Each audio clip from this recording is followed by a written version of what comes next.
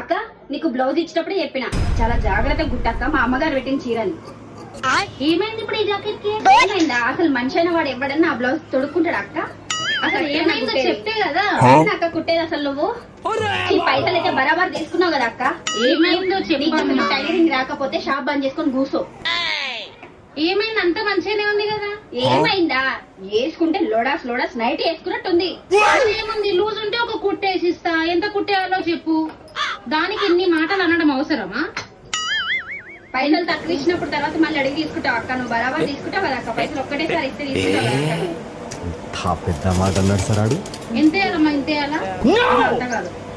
ఇంత ఇంకా తగ్గి ఇంకా లేదక్క. అంత కాదు. ఇంత చీమ కాలంత వేయు. చీమ కాలంత కుట్టేయాలా? అంత లూజ్ అయింది అది.